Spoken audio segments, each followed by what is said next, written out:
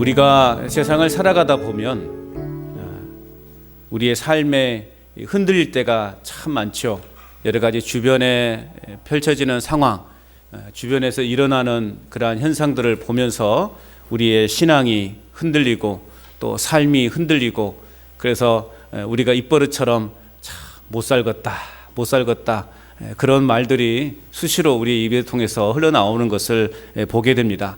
예상치 못한 그러한 고난과 또 실패 그리고 상실 앞에서 우리의 마음이 무너지고 또 미래가 불안전한 그러한 상황들을 우리는 가끔 또 경험하기도 합니다. 그렇습니다. 세상이 주는 약속은 언제나 불안전하고 사람들의 말은 때로 믿을 수 없을 때가 참 많죠. 그래서 또 우리가 이런 표현을 하죠. 세상에 믿을 X 한 사람도 없다. 제가 부드럽게 표현한 겁니다. 세상에 참 믿을 사람 없다. 그렇게 표현을 하죠. 그렇죠. 사람은 믿을 대상이 아닙니다. 사람은 사랑의 대상이고 긍휼의 대상이지 믿을 대상이 아니에요. 우리가 믿을 대상은 오직 한 분, 하나님이십니다. 할렐루야. 사람 믿지 마십시오. 절대 사람 믿지 마십시오. 가족도 여러분 요즘은 불신하는 시대 아닙니까? 특히 정말 믿고 신뢰했던 사람들로부터 배신을 겪었을 때는 그 상실감이라는 것은 이루 말할 수 없는 거죠. 사람은 사랑의 대상이고 긍휼의 대상이지 믿을 대상이 아니에요. 오직 우리가 믿을 분은 오직 한 분, 하나님이십니다.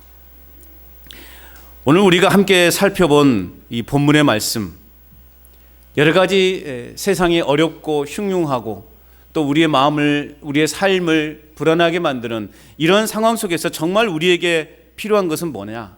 변하지 않는 약속이죠. 즉 신실하신 하나님의 약속인 것입니다. 우리 하나님은 신실하십니다. 믿으십니까? 한 번 하신 말씀은, 약속은 결코 변하지 않는 약속이신 하나님이신 것이죠. 반드시 이루시겠다 약속하셨어요. 그래서 우리는 하나님은 아까 우리가 찬양했던 것처럼 한 번도 우리를 실망시킨 적이 없으십니다. 하나님에 대해 실망해 본 적이 있으십니까? 나 하나님에 대해 실망해 봤다. 많이 있으면서 지금 창피하니까 손 못 드는 거죠? 그래요. 예하라고 대답하신 분도 계시네요. 하나님을 향해서 그러나 하나님은 우리를 한 번도 실망시킨 적이 없으시죠. 언제나 공평과 은혜로 우리를 지키시는 분이십니다. 그래서 우리는 고백해요. 오 신실하신 주, 오 신실하신 주. 내 너를 버리지 않을 것이다. 내가 너를 떠나지 않을 것이다. 이 약속은 하나님께서 과거에부터 우리에게 주셨고 현재에도 그 약속을 지켜내고 계시고 앞으로도 영원토록, 이후로도 영원토록 하나님의 약속은 변함이 없을 것이라는 확신, 이 믿음으로 살아갈 수 있기를 바랍니다. 그 믿음을 잃지 않은 자는 결국 하나님의 궁극적인 그 회복의 은혜를 누릴 수가 있게 되는 것입니다. 오늘 읽은 우리의 이 본문이 바로 그런 약속을 우리에게 던져주고 계시는 거예요. 마치 폭풍을 지나고 무너진 도시와 같은 하나님의 백성들에게 주시는 회복과 소망의 메시지가 오늘 본문 속에 담겨져 있는 것입니다. 하나님은 고통받는 자를 외면하지 않으시고 오히려 그들에게 더 견고한 기초 위에 세워질 것을 약속하셨습니다. 이 약속은 단순히 우리 귀에 듣기 좋으라고 주시는 말씀이 아니라 반드시 이루시는 하나님의 신실하신 약속이라는 것입니다. 우리는 그 하나님의 신실하신 약속을 그래서 날마다 소망하며 또 기대하며 나아가야 되는 것입니다. 왜? 우리 하나님은 우리처럼, 인간들처럼 마음이 변하지 않기 때문에. 사람들의 마음은 어떻습니까? 아침에 다르고 저녁에 다르고 또 다음날 다르지 않습니까? 징글징글하지 않습니까, 여러분? 우리 사람의 마음은 수시로 변하는 거예요. 그래서 약속을 지키지 않으면 뭐라고 말합니까? 그 위기를 모면하기 위해서 깜빡 잊어버렸다고. 깜빡 잊어버렸다고. 그거면 모든 게 다 용서되고 이해되는 것처럼 여겨지는데 아니에요. 우리 인간의 마음은 수시로 변하지만 우리 하나님은 결코 변하지 않으시는 분이다. 믿으십니까? 우리 하나님은 결코 변하지 않는 그 약속을 우리에게 주시는 거예요. 오늘 말씀을 통해 우리는 이런 하나님의 약속을 의지하면서 어떤 상황 속에서도 소망을 잃지 않는 믿음의 삶, 그 신실한 약속을 소망하는 삶이 무엇인지를 함께 나누는 시간이 될 수 있으면 좋겠습니다. 신실한 약속을 소망하는 삶. 오늘 본문은 종말론적으로 완성될 새 예루살렘의 영광스러운 그 모습을요, 아주 아름답게 표현하고 있습니다. 특별히 하나님의 백성이 장차 누릴 영광을 보석으로 만들어진 아름답고 빛나는 건물로 비유하고 있습니다.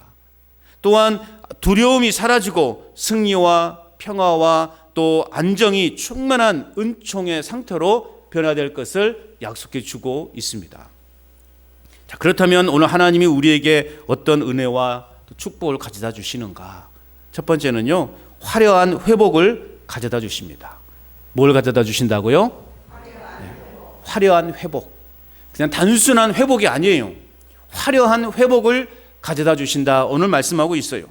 11절 말씀 같이 읽어볼까요? 시작. 너 곤고하며 광풍에 요동하여 안위를 받지 못한 자여, 보라, 내가 화려한 채색으로 내 돌 사이에 더하여 청옥으로 내 기초를 쌓으며. 오늘 하나님은요, 이사야 선지자를 통해서 뭐라고 말하고 있어요? 보라 말하고 있어요. 보라. 야, 이걸 보라라는 거예요. 이사야 선지자는 앞부분에서 이스라엘 백성들을 향한 예언의 말씀을 선포했죠. 그리고 이제 오늘 본문에서는 예루살렘에 관한 하나님의 예언의 말씀이 선포되고 있습니다. 그래서 먼저 이사야는 자신이 선포하는 이 예언의 말씀을 듣는 대상이 누구인가를 기록하고 있죠. 오늘 11절 상관절에 보면 너 곤고하며 광풍에 요동하여 안위를 받지 못한 자여 라고 말하고 있어요. 그런 자여 보라라는 거예요. 곤고하며 광풍에 요동하여 안위를 받지 못한 자여 보라. 보라. 곤고하다라고 한 뜻은 억압받는 자라는 거예요. 억압받는 자. 또 안위를 받지 못한 자는 그는 위로를 받지 못했다라는 그런 의미예요. 위로를 받지 못해서 억압받는 자들이여 보라라는 거예요. 바벨론 포로 생활이 얼마나 고달픈 인생들입니까? 바벨론 포로로 인하여 고달프고 위로받지 못한 이스라엘이여 보라라는 거예요. 오늘 절망 속에서 허덕이고 실패와 상실감 속에서 허우적거리는 인생들이여 보라. 하나님 말씀하고 있어요. 하나님 말씀하십니다. 보라. 보라. 어떻게 우리 인생을 회복시키시는가? 어떻게 무너진 예루살렘을 다시 회복시키실 것인지를 하나님이 보라 말씀하고 있는 거예요. 여러분, 하나님의 능력을 바라보시길 바랍니다. 하나님의 능력을 바라보는 자가 하나님의 그 기적을 경험할 수 있게 되는 것입니다. 절망 속에서 하나님을 바라볼 때 우리는 소망을 찾을 수 있는 거예요. 고통 속에서 우리가 하나님을 바라볼 때 우리는 위로를 받는 것입니다. 하나님을 바라보셔야 되는 겁니다.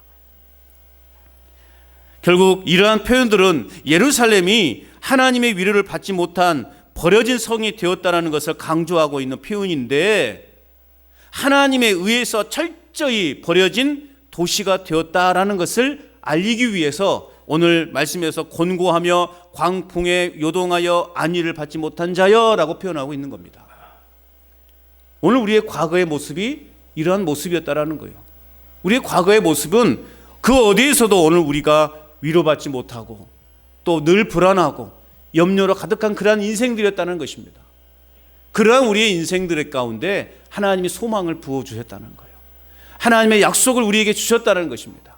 그 약속이 오늘 우리를 살게 했고, 그 약속이 오늘도 우리는 살아가는 힘을 얻게 하셨고, 그 약속이 영원한 그 나라를 소망하며 살아갈 수 있게 되었다라는 것입니다.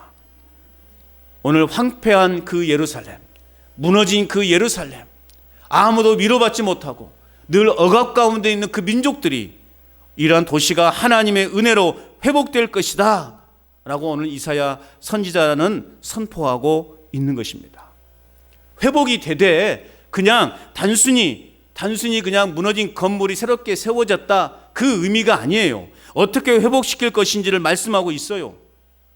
어떻게 회복될 거라고 말씀하고 있습니까? 보라, 내가 화려한 채색으로 내 돌 사이에 더하여 청옥으로 내 기초를 쌓을 것이다.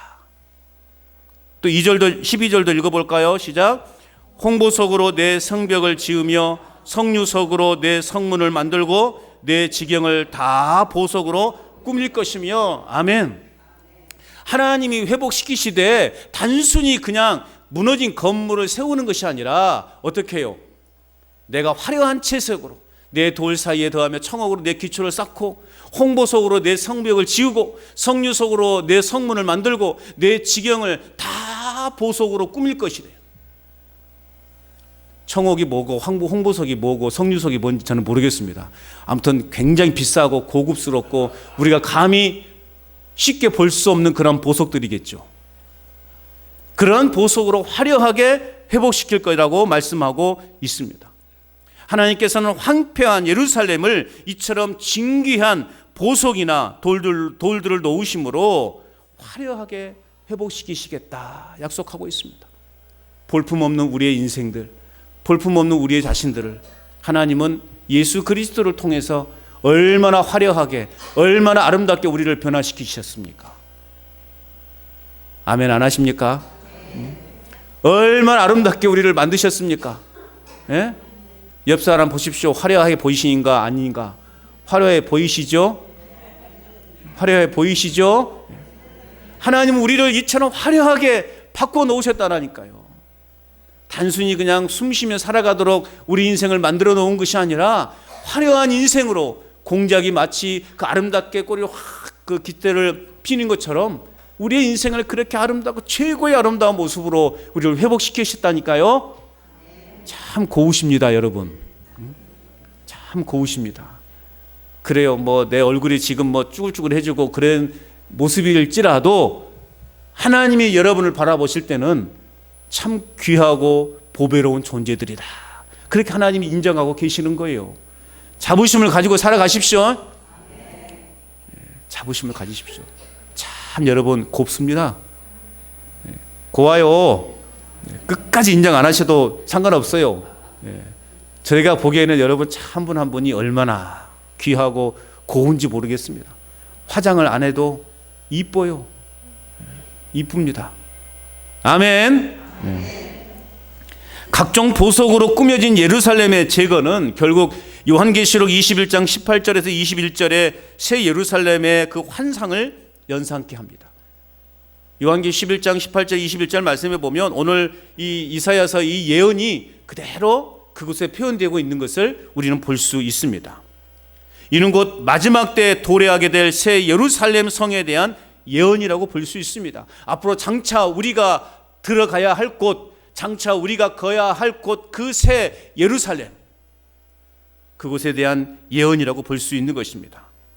땅의 예루살렘은 박물관과 같은 그것은 큰 감동이나 미래를 만드는 비전을 주지 못해요. 왜냐? 그곳에는 생명력이 없기 때문에 그렇습니다. 그래서 예수님께서는 예루살렘 성이 무너질 것이라고 이렇게 선포하지 않으셨습니까? 예수님의 그 예언대로 그 예루살렘 성은 진짜 무너졌어요. 아무리 인간들의 손에 의해서 화려하게 지어졌다 할지라도 그곳에 하나님의 영이 사라지면 그것은 아무런 볼품없는 그냥 하나의 건물에 불과하다라니까요. 그러냐, 보잘것없는 그런 건물이라 할지라도 그 안에 하나님을 믿는, 예수님을 믿는 사람들이 모여서 함께 예배하는 교회라면 그곳은 세계에서 가장 아름다운 곳이라는 거예요. 우리 간전제일교회가 그래서 세계에서 가장 아름다운 교회인 줄로 믿습니다. 자부심을 가지셔야 돼요. 여러분들은 세계에서 제일 아름다운 교회를 지금 다니고 있다니까요. 그렇죠? 예수님을 믿는 그 사람들이 모여서 예배하는 곳. 왜 우리 교회가 세계에서 가장 아름다운 교회냐? 하나님의 영이 임하시기 때문에, 하나님의 영이 거하시는 곳이기 때문에 제일 아름다운 곳이에요. 몇백억을 들여서 정말 궁궐 같은 교회를 지었다 할지라도 그 안에 하나님의 영이 있지 않으면 그것은 한낱 건물에 불과하는 거예요.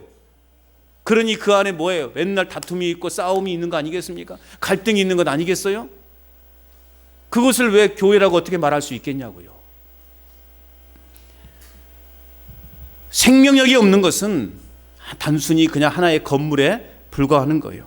그 옛날의 예루살렘의 영광은 아무것도 아니라는 거예요. 그러나 이제는 이전에 전혀 경험하여 보지 못했던 그 하나님의 비전, 새 예루살렘을 주실 것이다 라고 오늘 이사야 선지자를 통해서 말씀하고 있는 것입니다. 그럼 어떤 예루살렘입니까? 오늘 말씀해 보니까 각종 보석으로 빛나는 곳이다. 새 앞으로 장차 이루어질 그 새 예루살렘은 각종 보석으로 삐까번쩍하게 이렇게 빛나는 곳이다 말하고 있는 거예요. 여러분, 여기서 우리가 잘 생각해야 될 것은 그저 우리 눈으로 볼 때 보석이니까 보석이라고 하는 것이죠. 여러분, 실제로 보석이 되지 않는 곳이 바로 천국입니다. 이해하셨어요? 그냥 우리 눈에 볼 때는 이것이 보석지만 진귀한 보석처럼 보이지만 실제로 보석이 되지 않는 곳이 천국이라고요. 그럼 왜 이렇게 표현하고 있느냐? 가장 이상적이고 영원한 하나님의 나라를 인간의 언어로 표현하려다 보니까 이렇게 표현하고 있는 거예요. 다시 말하면 하나님의 나라가 어떤 곳인가를 여러분 설명하려다 보니까 여러분 최고의 그 아름다움을 어떻게 표현할 수 있겠습니까? 최고의 그 아름다움이라는 것을 표현할 길이 있습니까? 그래서 우리는 최고의 아름다움이라고 하면 그냥 보석같이 빛나는 곳이다, 그렇게 표현하잖아요. 그래서 그냥 이렇게 성경에서 표현하고 있는 거예요. 이 이상 더 어떻게 표현할 방법이 없으니까 성경에서는 새하늘과 새 땅 천국을 보석으로 표현하고 있는 거예요. 그런데 그 보석이 우리가 생각하는 그냥 그런 보석이 아니라니까요. 막 설명하는 저도 답답하네. 어떻게 이걸 더 이상 이 화려함을 표현할 수 있을까? 어떻게 표현할 수 있을까? 그러니까 성경의 저자들도 그래서 그냥 이렇게 보석으로 표현하고 있는 것이에요. 그러니까 여러분, 막 꿈에서 어떤 분이 있죠. 내가 지난밤에 꿈을 꿨는데 천국을 갔다 왔다고. 천국이 어떤 곳이대? 그랬더니 길바닥이 다 보석으로 쫙 깔려 있고 막 건물들은 삐까번쩍한 보석으로 다 되어 있더라. 그러면 여러분 거의 한 70%는 개꿈이다 생각하시면 돼요. 개꿈이다. 천국은 정말 우리가 성경 표현대로 이렇게 막 보석이 깔려 있고 보석으로 막 건물이 지어 있고 그런 곳은 물론 저도 안 가봤지만 아닐 거라고 저는 확신합니다. 그보다 더 어떻게 표현할 수 없어요. 여러분, 보석보다 더 아름다운 표현력 한번 여러분 해보세요. 제 상식으로는, 제가 가지고 있는 지식으로는요, 어떻게 표현할 길이 없어요. 더 그렇지 않습니까? 천국은 그냥 보석으로 깔려있는 그런 곳이 아니라는 거예요. 그보다 더 아름답고 더 아름다운 어떤 표현할 방법이 없다 보니 성경은 이렇게 보석으로 이렇게 되어 있다. 우리가 감히 상상할 수 없는 영광스러운 곳이 바로 천국이라는 거예요. 보석이 되지 않는 곳, 그곳이 바로 천국이라는 거예요. 그것을 오늘 우리는 소망하면서, 그 나라를 오늘 지금도 우리는 소망하면서 이 땅에 비록 힘겨운 인생이지만 한 발 한 발 그 나라를 향해서 내딛고 있는 것 아니겠습니까? 오늘 우리가 바라고 꿈꾸는 영광스러운 새 예루살렘의 모습을 요한계시록 21장과 22장에서는 자세하게 기록되어져 있어요. 그렇기 때문에 요한계시록 21장, 22장을 보면서 찬송하지 않는다면 그 사람은 믿음이 없는 사람인 거예요. 왜요? 그 나라를 우리가 갈 거거든. 그 나라를 우리가 갈 거거든요. 우리 다음 주에 하와이 여행 갑시다. 그러면 하와이를 내가 가다니, 그 아름다운 그 푸르른, 제가 군대에 있을 때 사이판을 갔거든요. 사이판을 갔는데요, 야, 바다가요, 바다 색깔이요, 야, 기가 막히더만요. 어떻게 표현할 수 없겠더만요. 그 푸르른 바다. 태평양이 그래요. 거기 갑시다. 그러면 아마 오늘부터 잠 못 주무실걸요. 야, 우리가 하와이를 간대.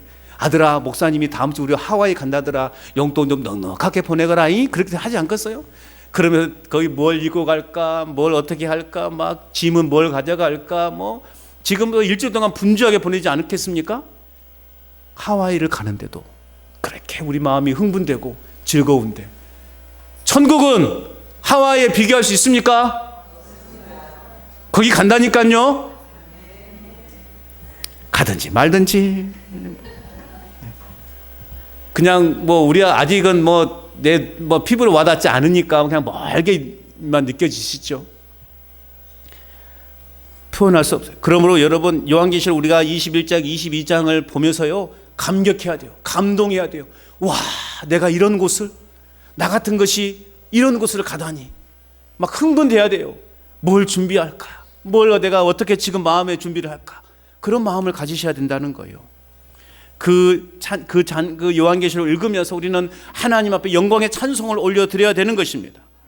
그러므로 하나님이 우리에게 약속하신 궁극적인 약속은, 그리고 우리가 바라고 꿈꾸는 회복은 그래서 이 땅에 있는 것들이 아니라는 거예요. 세속적인 도시의 대표인 바벨론과 대조되는 하나님의 나라, 그 하나님의 나라가 우리가 궁극적으로 꿈꾸고 바라고 소망하는 그러한 나라인 것입니다. 우리가 꿈꾸는 회복은 단순히 이 땅에서 병 낫고 부자가 되는 이런 것이 아니라는 말씀이에요. 물론 이러한 것도 축복이지만요, 이러한 것들은 사실 여러분 가장 낮은 수준의 축복입니다. 우리가 이 땅에 살아갔던 동안 물질로 풍족하게 살아가는 것, 부귀영화를 누리며 살아가는 것, 내가 또 병에서 나음을 입은 것, 물론 이것도 다 하나님의 축복이고 은혜이지만 이것은 사실 가장 수준 낮은 축복이라는 것이죠. 우리가 진정으로 바라고 꿈꾸는 회복과 축복은 뭐냐? 하늘의 신령한 축복이라는 사실을 믿으시기 바랍니다. 우리는 하늘의 신령한 축복을 바라보며 살아가는 존재들이어야 된다는 거예요. 하늘의 신령한 축복을 바라는 사람들은요, 죽음에 대한 두려움에서 벗어날 수 있는 거예요. 왜 우리가 두려움을 느낍니까? 죽음에 대해서 두려워합니까? 하늘의 신령한 축복을 누리지 못하기 때문에 그래요. 여러분, 밤에 주무실 때요, 막 불안과 공포를 떨면서 주무시는 분 계셔요? 물론 그 중에 뭐 한 0.0 몇 프로는 그런 분들이 있죠. 그러나 여러분, 어젯밤에 주무실 때 막 두려움과 공포 속에서 주무신 분 계셔요? 그냥 나도 모르게 스르르 잠들지 않았어요? 그렇게 일하지 말라니까 또 그렇게 꾸역꾸역 일을 하면서 몸에 막 피곤해가지고 나도 모르는 사이에 연속극 보다가 그냥 그러시는 거 아니에요? 여러분, 주무실 때 두려움과 공포를 느끼며 주무십니까? 아니잖아요. 그냥 어떻게 해요? 편안하게 주무시죠? 왜 그래요? 왜 편안하게 주무실 수 있어요? 아무 생각이 없으시군요. 왜 우리가 밤에 편안하게 잠을 잘 수 있는가? 내일 또 깨어날 수 있으니까. 내일 또 일어나서 내가 활동할 수 있고, 내가 또 내일 일어나서 일할 수 있다라고 하는 그 소망이 있기 때문에 그저 오늘 밤은 편안하게 그냥 잠에 드는 거예요. 성경은 죽음을 뭐라고 표현하고 있습니까? 자는 것으로 표현하고 있어요. 그래서 예수님께서 죽은 나사로를 향해서 죽었다고 말씀하지 않으셨어요. 요한복음 11장 11절에 보면 우리 친구 나사로가 잠들었다 표현하고 계셔요. 성경에서 말하는 죽음은 자는 거예요. 그저 편안하게 자는 거예요.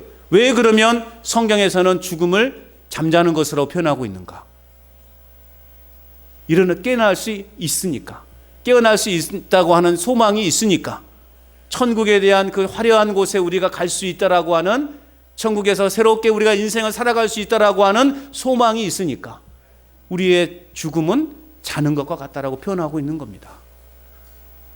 여러분, 그렇다고 일부러 죽기를 사모하시지는 마세요. 아직은 여러분 좀 더 오래 사셔야 돼요. 열심히 우리의 삶에서 주어진 일을 하다가 주님이 부르시는 그때 그냥 아멘 할렐루야 천국 가시면 되는 거예요. 일부러 천국 가려고 지금 발버둥 치지는 마세요. 큰일 나요. 아직 여러분들 할 일이 많아요. 우리는 단순히 이 땅에서의 그냥 하늘의 땅의 것들을 바라보며 살아가는 인생들이 아니라 하늘의 신령한 축복을 바라며 살아가는 인생들이란 말이에요. 그러한 인생들은 결코 죽음이라는 것을 두려워하지 않는다는 것입니다. 늘 우리의 마음에 품고 살아가야 하는 것은 뭐냐? 우리의 진정한 고향은 저 하늘에 있다. 우리의 진정한 고향은 저 하늘에 있다. 그래서 우리는 그 본향을 향해서 오늘도 열심히 우리에게 주어지는 삶을 살아가는 것입니다. 하나님의 나라는 이미 이루어졌고 또 이루어지고 이루어져 가고 있는 중입니다. 우리는 그 나라를 소망하면서 황폐하여 버려진 도시였던 예루살렘이 아름다운 보석으로 화려한 모습으로 다시 장식되고 다시 지난날의 아름다운 모습으로 회복될 것을 약속받았던 것처럼 오늘 우리도 감히 상상할 수도 없는 화려한 새하늘과 새 땅의 그 약속을 소망하며 오늘도 믿음으로 살아가는 저와 여러분 될 수 있기를 주님의 이름으로 축복합니다. 또한 하나님은 우리에게 어떤 은혜를 가져다 주셨는가? 둘째는요, 충만한 은혜를 오늘 우리에게 가져다 주셨습니다. 뭘 가져다 주셨다고요? 충만한, 단순히 그냥 평안이 아니에요. 충만한 평안을 우리에게 가져다 주신 거예요. 충만한, 넘치는 평안을 우리에게 가져다 주셨어요. 앞서 11절과 12절은 예루살렘 성의 그 회복에 대해서 다루었다면 이제 오늘 13절, 14절 말씀은요, 하나님과 이스라엘 백성의 그런 영적인 관계의 회복에 대해서 말씀하고 있습니다. 13절 말씀 같이 읽어봅니다. 시작. 내 모든 자녀는 여호와의 교훈을 받을 것이니 내 자녀에게는 큰 평안이 있을 것이며 내 모든 자녀는 여호와의 교훈을 받을 것이니 여호와의 가르침을 받는 자들은 그 자녀들에게는 큰 평안이 있을 것이다 말씀하고 있는 겁니다. 하나님께서는 이스라엘의 모든 자녀들에게 여호와의 가르침을 받을 것이라 라고 선언하고 있습니다. 그 가르침을 받은 자들에게 주어지는 약속은 뭐냐? 큰 평안을 허락하실 것이다 말씀하고 있는 것입니다. 하나님의 말씀 안에서 살아가는 사람들에게는 하나님 주신 평안이 있습니다. 왜 우리가 불안해합니까? 왜 우리가 염려합니까? 하나님의 그 다스림, 하나님의 그 가르침을 무시하기 때문에 그래요. 하나님의 그 가르침에서 벗어났기 때문에 그래요. 하나님의 그 가르침에 대해서 내가 귀를 막아버리기 때문에 그러는 거예요. 그렇기 때문에 우리의 삶에 불안이 찾아오는 것이고 염려가 있는 것이고 절망이 있는 거예요. 그 가르침 안에 거할 때 우리는 큰 평안을 누릴 수 있게 되는 것입니다. 생명의 말씀에 그래서 순종하며 살아갈 때 우리 인생에 그냥 단순한 평안이 아니라 단순한 평강이 아니라 충만한 평강이 임할 것이다 말씀하고 있는 것입니다. 이러한 평강이 여러분의 삶과 가정에 넘치기를 축복합니다. 우리가 가정의 달을 맞이하면서 특별히 오늘 어린이주일을 또 이제 어버이 주일을 함께 우리가 같이 보내면서 우리가 생각해야 될 것은 우리의 가정이 말씀으로 회복되어지는 거예요. 우리의 가정이 말씀으로 충만해져야 되는 것입니다. 그래야 가정에 평안이 있고 가정에 기쁨이 있고 가정에 행복이 있는 것 아니겠어요? 가정은 곧 작은 천국이라고 말하잖아요. 그 천국에 다툼이 있고 싸움이 있으면 어떻게 되겠냐고요. 천국이 행복하고 천국이 아름답고 천국이 기쁜 것은 뭐예요? 그 안에 하나님의 운행하심이 있기 때문에 그래요. 우리의 가정에 하나님의 말씀이 넘치고 하나님의 역사하심이 있을 때 우리 가정이 평안해지는 거예요. 우리의 자녀들이, 우리의 손주들이 하나님의 말씀 안에서 자라게 될 때 그 자녀들이 바른 인생을 갖게 되는 것이고 그들의 인생에 행복이 있게 되는 것이고 기쁨이 있게 되는 거예요. 용돈 많이 준다고 좋아하지 않습니다, 여러분. 용돈도 주세요. 손주들도 몇 명 앉아 있어서 그러는데 또 용돈 안 주게 되면 또 상처받을까 봐 용돈도 주시고 동시에 뭘 또 주시느냐? 말씀도 주셔야 되는 거예요. 아멘 안 하시네. 나 하나님 말씀 모른디요? 그러면 오늘 읽은 본문이라도 읽어주시라고요. 우리의 가정에 말씀이 살아 역사할 때 가정에 평화가 임하게 되는 거예요. 하나님의 평강이 임하게 되는 것입니다. 왜요? 그 말씀은 우리의 길에 등불이 되는 것이고 우리의 앞길을 환히 밝혀주는 빛이 되어지기 때문에 그렇다는 거예요. 이 평안은 혼돈과 죽음의 세력이 침투할 수 없는 생명과 구원의 지속적인 상태를 의미한다라고 말할 수 있어요. 그래서 또한 14절 말씀 또 같이 읽어볼까요? 시작. 너는 공의로 설 것이며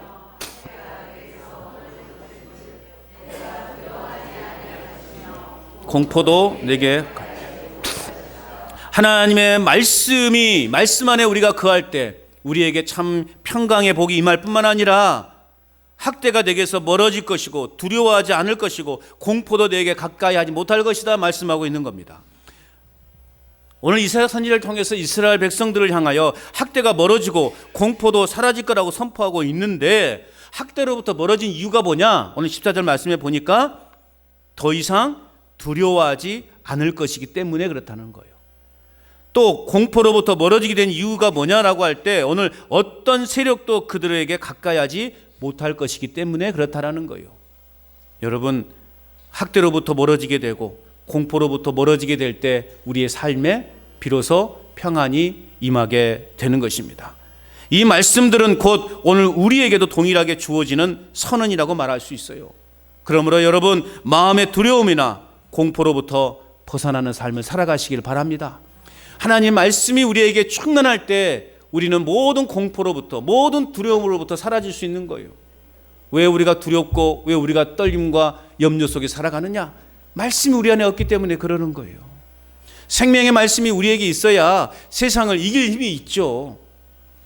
밥을 많이 먹어야 건강하고 우리가 건강하게 살아갈 수 있는 거 아니에요. 생명의 말씀이 우리 안에 충만해야 우리의 영이 건강해지는 것이고 우리에게 몰려오는 세상의 모든 위협으로부터 우리는 당당하게 맞서서 이길 수 있는 것 아니겠습니까? 지금이야말로 이처럼 하나님의 긍휼하심이 절대적으로 필요할 때입니다. 우리는 스스로가 우리 안에 있는 죄악의 그 허물을 벗겨낼 수 없는 존재들 아닙니까? 그래서 하나님의 은혜가 절실히 필요한 때예요.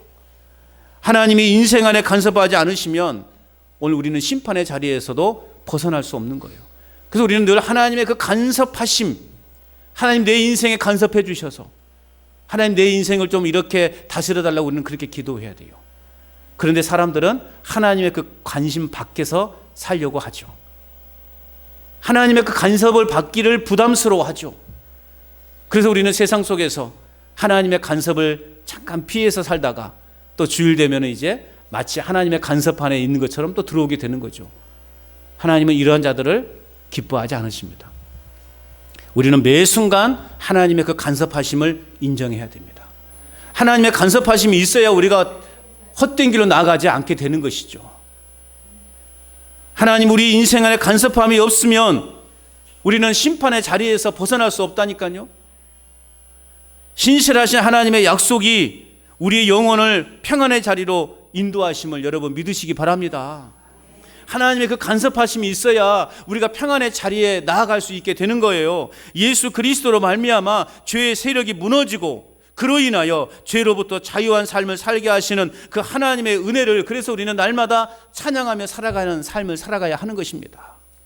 그 어떠한 해됨도 상함도 없는 하나님이 직접 통치하시는 우리는 그 나라를 소망하도록 평안의 약속을 허락해 주신 그 하나님을 우리는 더욱더 신뢰하는 삶을 살아가야 하는 것입니다. 또는 하나님 우리에게 어떤 은혜를 가져다 주시는가? 세 번째는요, 궁극적 승리를 가져다 주십니다. 어떤 승리요? 궁극적 승리. 단순한 승리가 아니에요. 궁극적 승리. 이건 완전한 승리를 말하는 거예요. 이제 끝이라는 거예요. 끝. 그러한 승리를 우리에게 주신다라는 거예요.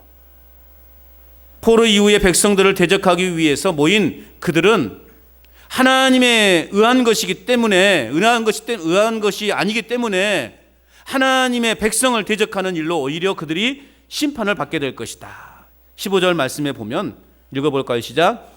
보라 그들은 분쟁을 일으킬지라도 나로 말미암지 아니한 것이니 누구든지 너와 분쟁을 일으키는 자는 너로 말미암아 패망하리라. 그들 스스로가 멸망하게 될 것이다 말씀하고 있어요. 우리를 공곡해하는 우리를 대적하는 저들은 스스로 멸망하게 될 것이다 라고 말씀하고 있는 거예요.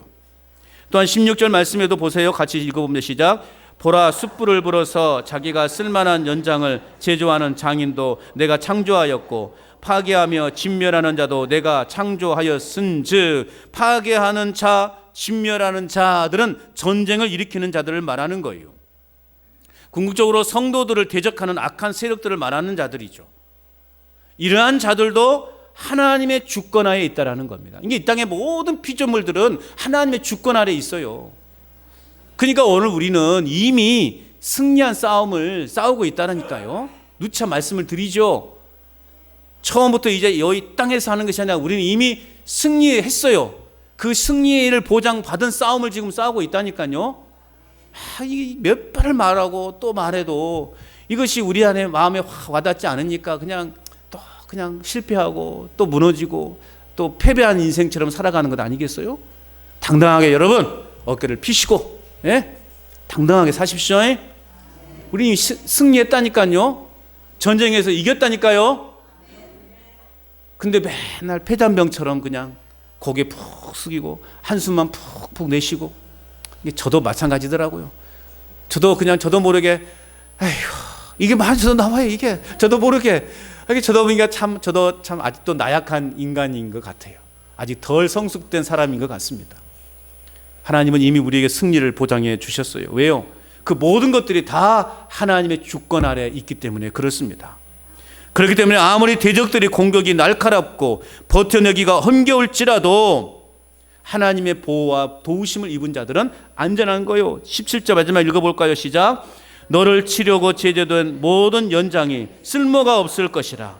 일어나 너를 대적하여 송사하는 모든 혀는 내게 정죄를 당하리니 이는 여호와의 종들이 기업이요 이는 그들이 내게서 얻은 공의이니라. 여호와의 말씀이니라. 아멘.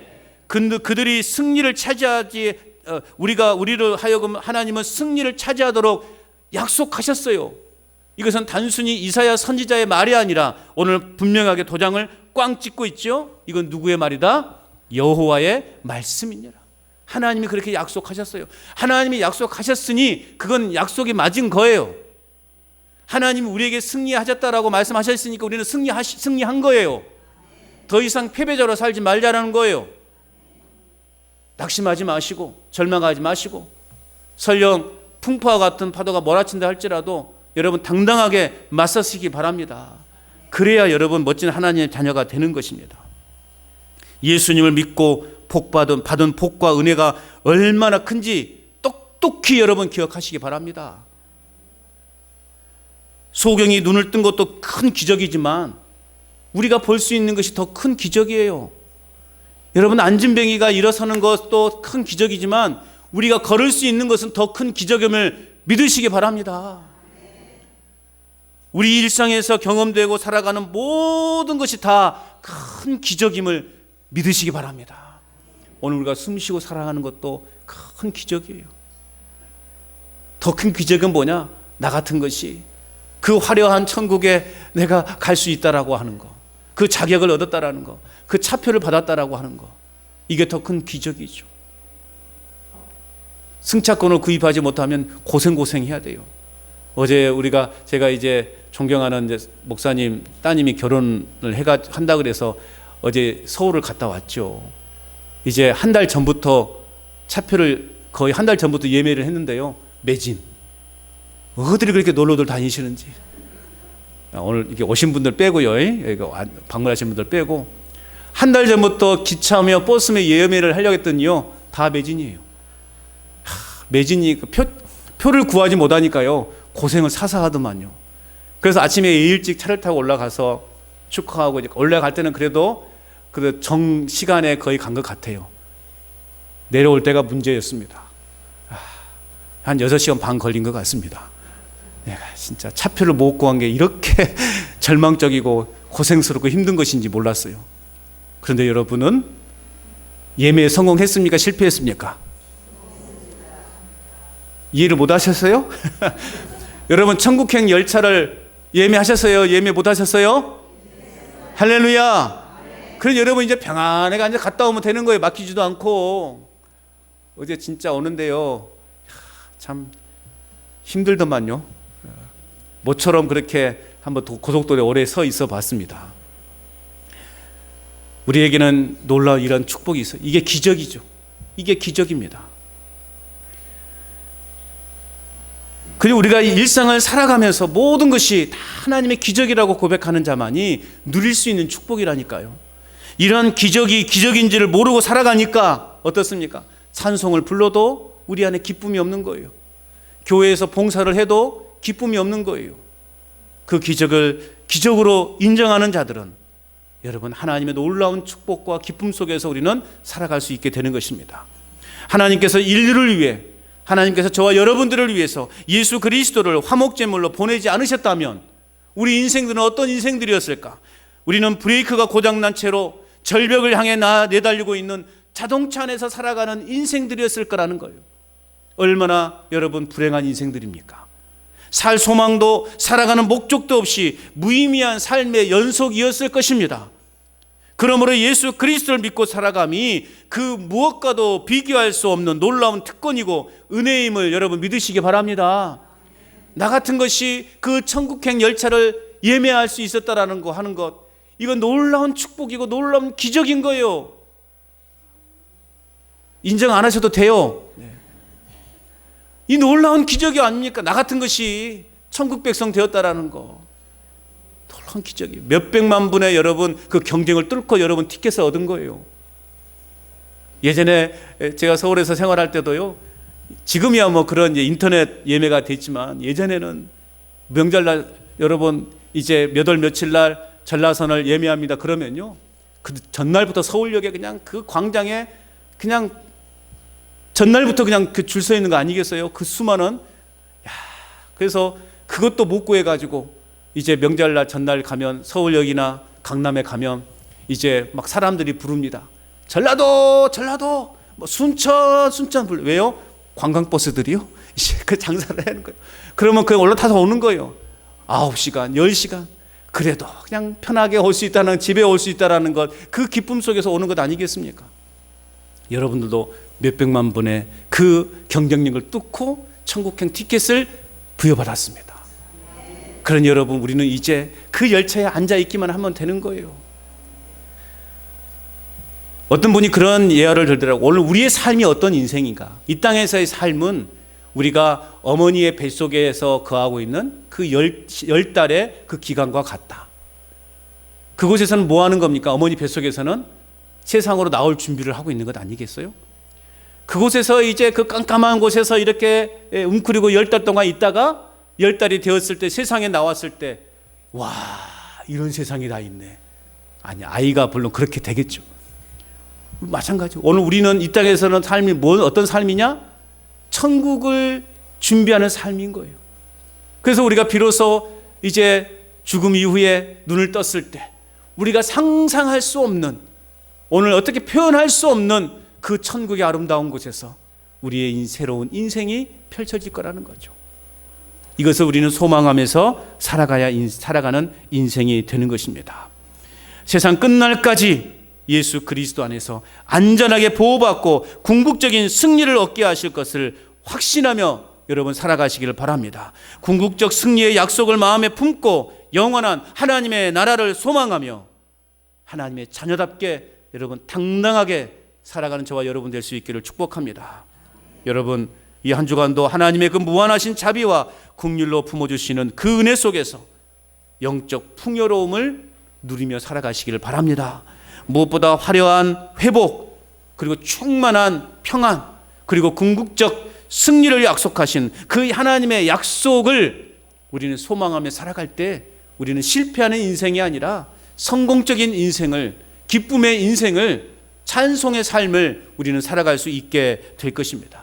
고된 연단의 과정 속에서도 궁극적으로 승리의 삶으로 이끌어 가실 그 하나님의 놀라운 하늘의 은총을, 그 하늘의 소망을 바라보면서 우리가 매일매일의 삶 속에서 진정 승리하는, 기쁨으로 충만하는, 매일 우리 입술에서 감사와 찬송이 흘러넘치는 그런 믿음의 삶을 살아가는 저와 여러분 될 수 있기를 주님의 이름으로 축원합니다.